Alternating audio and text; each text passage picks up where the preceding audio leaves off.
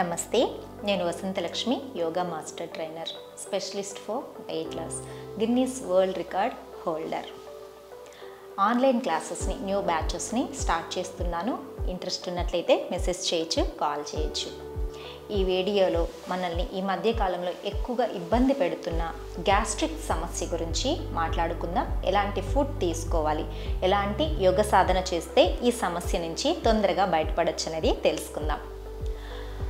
ఆఫీసుల్లో కావచ్చు, పబ్లిక్ ప్లేసెస్లో కావచ్చు, మనకు గ్యాస్ ప్రాబ్లం ఉన్నప్పుడు చాలా ఇబ్బందికరంగా అనిపిస్తుంది. మనకే కాదు, మన పక్కన ఉన్న వాళ్ళని కూడా ఇబ్బంది పెడుతుంది. అసలు ఈ గ్యాస్ట్రిక్ సమస్య ఎందుకు వస్తుంది? మనం తీసుకునే ఆహారం టైంకి తీసుకోకపోవడం వల్ల, ఎంత తినాలో తెలియకపోవడం వల్ల. ఇప్పుడు భోంచేసిన వెంటనే ఎవరైనా ఏదైనా ఆఫర్ చేశారనుకోండి, తినేస్తూ ఉంటాం. మన పొట్టలో ప్లేస్ ఉందా లేదో కూడా చూసుకోం.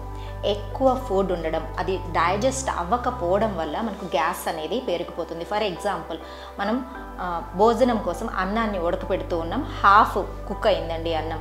తర్వాత మళ్ళీ ఎవరైనా వస్తూ ఉన్నారని చెప్పి మళ్ళీ రైస్ వెంటనే అందులో వేస్తే ఏమవుతుంది?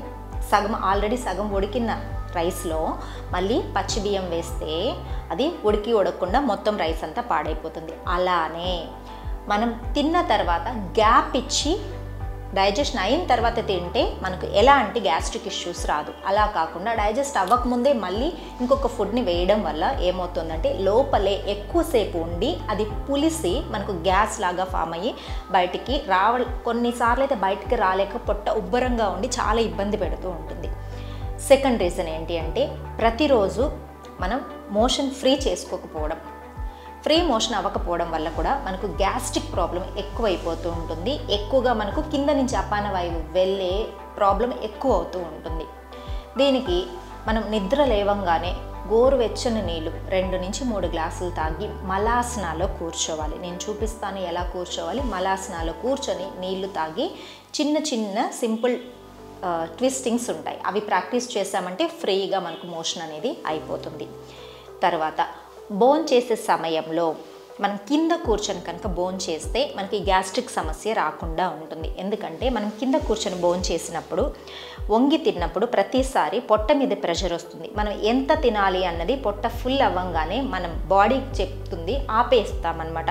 తర్వాత క్రాస్ లెగ్లో కూర్చొని తింటాం. ఇలాగా సుఖాసనాలో కూర్చొని తినడం వల్ల బ్లడ్ సర్క్యులేషన్ పొట్ట మీదకి చక్కగా జరుగుతుందన్నమాట. ప్రెషర్ ఎక్కువ రావడం వల్ల చక్కగా జరిగి మనకు డైజెషన్ అనేది చాలా బాగా జరుగుతుంది. ఇలా కింద కూర్చొని తినే వాళ్ళకి ఎప్పుడు కూడా డైజెషన్ ప్రాబ్లమ్స్ రాకుండా ఉంటాయి. తర్వాత తినేటప్పుడు వాటర్ ఎక్కువగా తీసుకున్నామనుకోండి, వాటర్తో కలిసిన భోజనము డైజెస్ట్ అవ్వడానికి చాలా టైం పడుతుంది.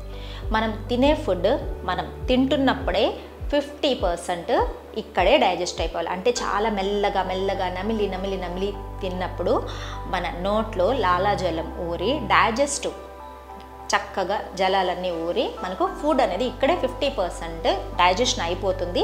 కిందకి వెళ్ళిన తర్వాత రిమైనింగ్ ప్రాసెస్ అనేది జరుగుతుంది. అలా కాకుండా హడావిడిగా తిన్నప్పుడు ఏమవుతుంది అంటే, మనం చిన్న చిన్న పార్టికల్స్గా అవ్వకుండా పొట్టలోకి వెళ్ళిపోతుంది. అక్కడ ఇక మళ్ళీ ప్రాసెస్ అనేది మొదటి నుంచి స్టార్ట్ అవుతుంది కాబట్టి ఎక్కువసేపు అక్కడ ఉంటుంది. అలా కూడా మన ఫుడ్ అనేది లోపల పులిసిపోవడం ద్వారా బ్యాడ్ గ్యాసెస్ తయారవుతాయి. అది పైకి తన్నడం లేదంటే కిందకి తన్నడం, ఒక్కొక్కసారి అయితే దుర్వాసన కలిగించే అంత ప్రాసెస్ కూడా మనకు పొట్టలోనే జరుగుతూ ఉంటుంది.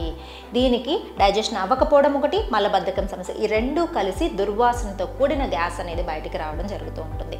ఇలా అనిపించినప్పుడు వెంటనే మనం తీసుకోవాల్సిన న్యాచురల్ రెమెడీ ఏంటి అంటే, వాము, అజ్వైన్ అంటారు కదా, వాముని నీళ్ళల్లో నానబెట్టి ఒక హాఫ్ స్పూన్ వాముని నానబెట్టి కొద్దిసేపు ఒక 15 మినిట్స్ తర్వాత మరిగించి తాగాలి.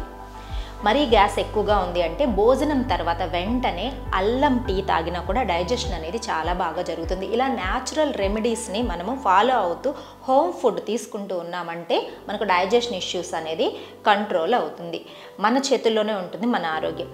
ఈ రెగ్యులర్గా ఈ ప్రాబ్లంతో ఇబ్బంది పడే వాళ్ళు ఖచ్చితంగా కొన్ని యోగాసనాలు చేయవలసి ఉంటుంది. ఇప్పుడు చూపిస్తాను ఆ యోగాసనాలు, తర్వాత ముద్ర ఎలా చేసుకోవాలన్నది కూడా చూపిస్తాను.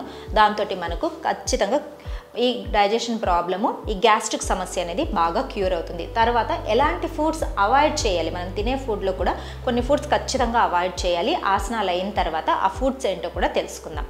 మెల్లగా రిలాక్సింగ్గా ఇలా 2 లెగ్స్ని స్ట్రెచ్ చేసుకోవాలి. పొట్ట మజిల్స్ బాగా సాగదీయాలి. డీప్ బ్రీతింగ్ తీసుకొని అప్పర్ బాడీని పైకి స్ట్రెచ్ చేసుకోవాలి. ఎంత వీలైతే అంత అప్పర్ బాడీని చక్కగా స్ట్రెచ్ చేసుకోవాలి. తర్వాత రైట్ లెగ్ని ఇలా పొట్ట మీదకి ఫోర్స్గా ప్రెషర్ ఇచ్చి రైట్ హ్యాండ్ని బ్యాక్ పెట్టి లెఫ్ట్ హ్యాండ్తో ఇలా స్ట్రెచ్ చేయాలి. మళ్ళీ రిలీజ్ చేయాలి. స్ట్రెచ్ చేయాలి, రిలీజ్ చేయాలి. అంటే మనకు పొట్ట మీద బాగా ప్రెషర్ రావాలి.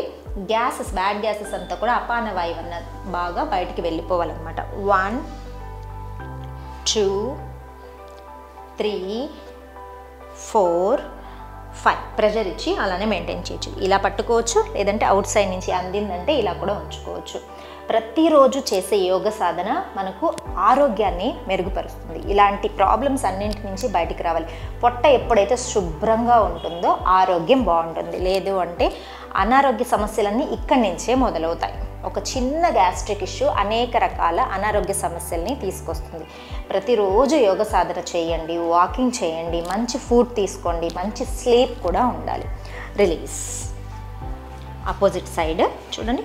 1 పొట్ట మీదకి బాగా ప్రెషర్ ఇవ్వాలి. 2 3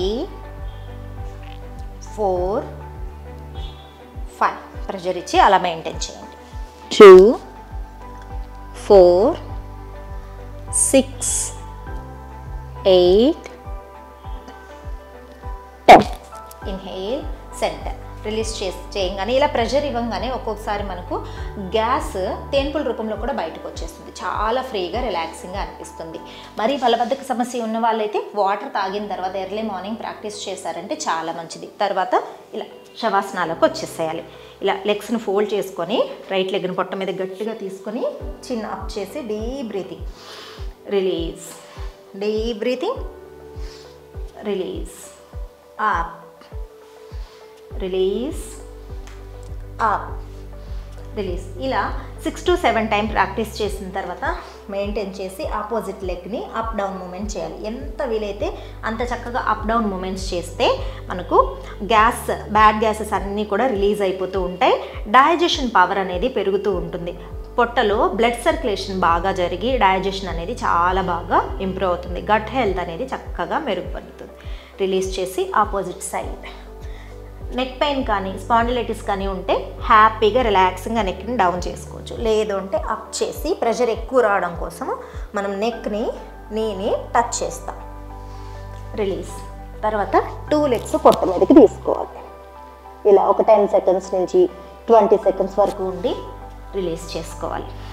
ఇలా 3 to 4 టైమ్స్ రిపీట్ చేసుకున్న తర్వాత హ్యాండ్స్ ఇలా షోల్డర్ లెవెల్లో పెట్టుకొని నీస్ రైట్కి, నెక్ లెఫ్ట్కి, నీస్ లెఫ్ట్కి, నెక్ రైట్కి ఇలా స్లోగా ట్విస్టింగ్స్ చేసుకోవాలి. ఇవన్నీ కూడా సింపుల్ ఆసన ప్రాసెసెస్. ఇట్లాంటివి చాలా ఆసనాస్ ఉంటాయి. రెగ్యులర్ ప్రాక్టీస్లో మనం చేస్తూ ఉండడం వల్ల మనకి ఈ ప్రాబ్లం అనేది కంప్లీట్గా క్యూర్ అవుతుంది. తర్వాత డోలాసన చేస్తూ పైకి వచ్చేసి చూడండి. తర్వాత ఇలా శశాంకాసనకు రావాలి.